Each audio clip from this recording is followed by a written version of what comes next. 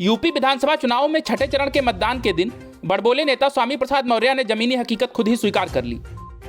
भाजपा से बगावत कर समाजवादी पार्टी में शामिल हुए स्वामी प्रसाद मौर्य कुशीनगर की फाजिल नगर सीट से चुनाव लड़ रहे हैं, लेकिन उनकी ऐसी तगड़ी घेराबंदी हुई कि मौर्य बुरी तरह फंस गए। अब मौर्य ने खुद ही मान लिया है कि वो हारी हुई सीट पर चुनाव लड़ रहे थे। मौर्य ने स्वीकार किया कि फाजिल नगर सीट चुनौतीपूर्ण है और वो 2 बार की हारी हुई सीट पर चुनाव लड़ रहे थे। फाजिल नगर में वोटिंग के बीच एक निजी चैनल से बातचीत में स्वामी प्रसाद मौर्य ने दावा किया कि सपा जीतेगी। स्वामी ने कहा कि योगी सरकार कोई भी हथगंडा अपनाकर यहां तक कि हिंसा, अराजकता, गुंडागर्दी की सीमा पाकर अपने को स्थापित करने के चक्कर में है।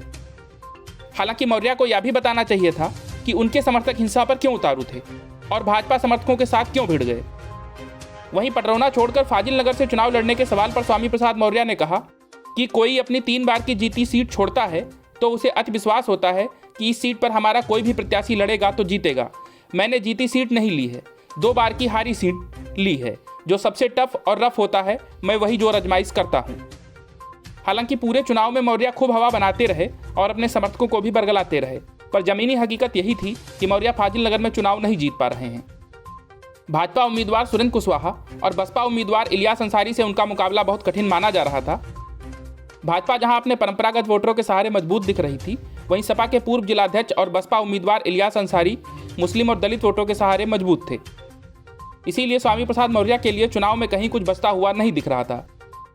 लेकिन आखिरकार मौर्य ने खुद ही मान लिया कि इस सीट पर मुकाबला कांटे का है और वो हारी हुई सीट पर चुनाव लड़ रहे थे।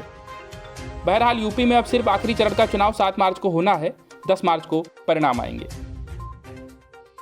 Bureau news of India.